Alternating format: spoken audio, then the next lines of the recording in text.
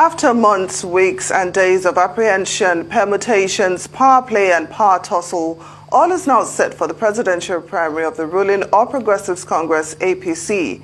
Like their delegates, all the aspirants have now assembled on the country's capital, Abuja, where they will be slugging it out to see who eventually clinches the ticket to contest in the 2023 presidential election.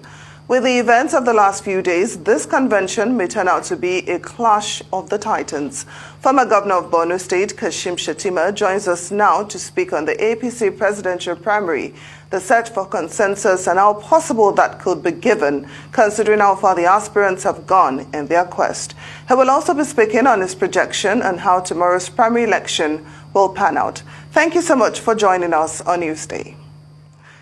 In the last 72 hours, Thank you so much. You're welcome. In the last 72 hours, you all have converged on Abuja, and we hear that another round of horse trading is going on.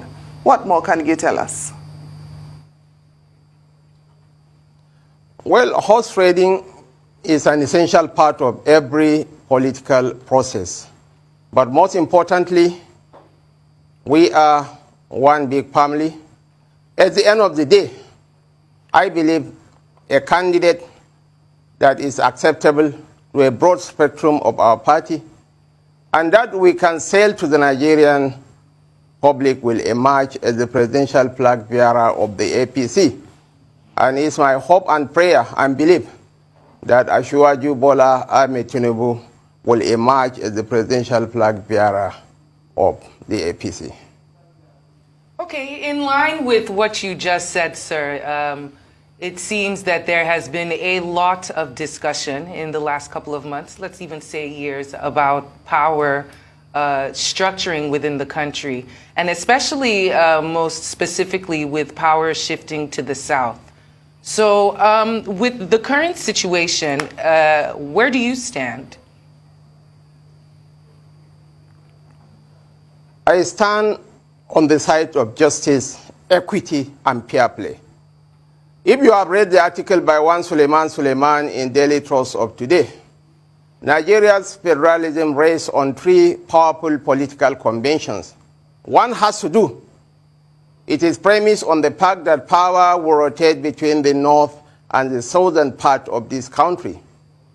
After having power in the north for 8 years, courtesy, decency, common sense, and justice demands that our southern compatriots should be given a shot at the power. That's my own opinion. And another conventional platform on which the Nigeria's federalism, the stability and unity of our nation rests, has to do with the way competing power blocks engage in the power sharing business and how they exercise those powers in practice. Look at what happened in Owo, for God's sake, the tragedy that befell our people in Owo in Ondo State.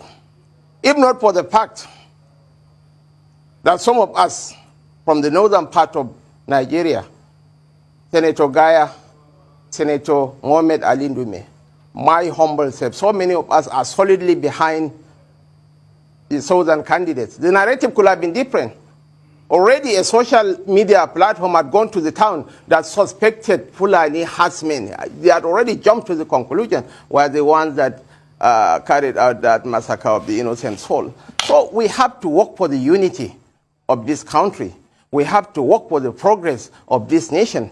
What is important, as far as I am concerned, what we need in a leader of Nigeria in 2023 is a unifying leader who is not bound by any toxic regional solidarity, nor aligned with any tribal, ethnic, or religious bloc. Somebody who understands the dynamics, the workings of a modern economy, because, we have moved, as I have rightly said, from the agricultural age to the industrial age. Now we are in the post-industrial knowledge-driven age. We need someone with a mastery of modern economic practices. Someone who understands the Nigerian sociology, who will unite the nation. We don't care where the president hails from, but for now, the optics and justice demand that power should move to the south without prejudice to the candidates from the north. I made some jibes I took some jibes at digs at my brother, Senator Ahmed Lawan. Some people took offense. No. Our political terrain is populated by overly careful snails who do not want to turn the apple cart. We have to put some sparks. Otherwise, I hold Vice President Osibanjo and Senator Ahmed Lawan in the highest esteem. We belong to the same political family. I have no reason to pick quarrels with them. The Vice President, with all due respect, is my personal friend. And we have come a long way. He has built a school for the orphans of Boko Haram in Maiduguri. But when it comes to politics, everyone has to take informed political decision based on the ground realities. So we have to make progress. We are one political family. Be rest assured that by tomorrow, we are going to beat the other candidates silly by God's grace. And then we'll go around. I will go and do Dobale. All right. We have to unite. We are one. Let's see what the primaries throws our way tomorrow. But speaking about the primaries tomorrow, there is serious confusion from the side of the presidency. At some point, there were claims that the president had no interest in foisting a consensus candidate on the party, yet all his speeches are centered around consensus building. Do you support this notion of consensus?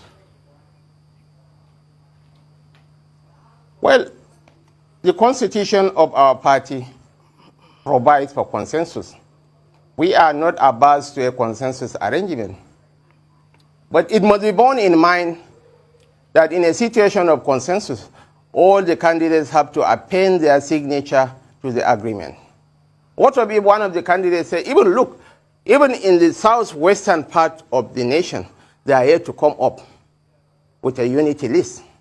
So I wonder how that consensus arrangement will come out. But we have to give it to the president.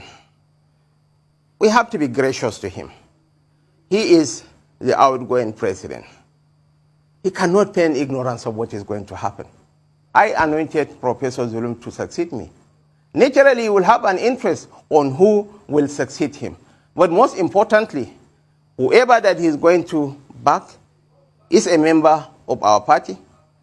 And contrary to all these speculations, the president is a very informed person. He's a Nigerian patriot, and he will take a decision that will further unite the country and move us to the next level. Africa is the last frontier to be conquered. The trajectory of global growth is facing Africa. And Nigeria, yes, Nigeria, 200 million black people will make or mar that transition. So give it to the president. He will make a wise decision. He will unite the party and will walk over the PDP by God's grace in 2023. Well, looking at this current administration, some people would score the government very low in certain areas, especially the issue of security. But you are one person who has battled insurgency in Borno State. So what sort of president do you think can end it? And what should be the next president's priorities concerning security in Nigeria? Security, addressing issues of insecurity is complex, composite, and interwoven. The approach has to be a very holistic approach, encompassing the security component, the social component, and the economic component. The economic component has to do with providing working opportunities, job opportunities for our teeming youth. Our population now is 200 million. By 2050, Nigeria is projected to be the third most populous nation on earth with a population of 440 million. This anticipated demographic bulge, we can either turn into demographic dividends or it will be the demographic disaster that will consume all of us. Hence, attention must be paid to providing opportunities to our teeming youth, because a hungry, angry young man is a dangerous animal, vulnerable to the antics of religious demagogues and ethnic champions. So a future Nigerian president has to address all these issues at a go. Addressing the security challenges, you have to reposition the Nigerian army. And to be fair to the president, we have witnessed a sea change in our security fortunes in Borno especially in Borno and Yobe in the last 6 months. With the emergence of the new Chief of Army Staff, and mind you, the Chief of Defense Staff is an Ika man from Delta State. That goes to show that we are one big family. When the Chief of Army Staff was from Borno, our security initially improved, but it was died.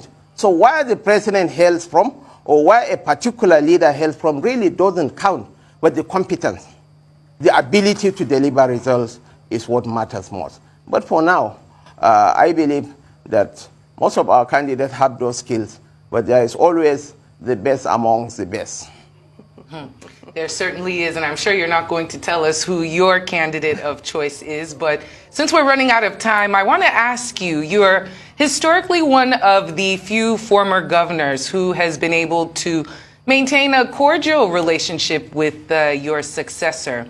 What do you think that former governors should be doing to emulate and keep the cordiality between the predecessors and the successors in order for the best interest of the state?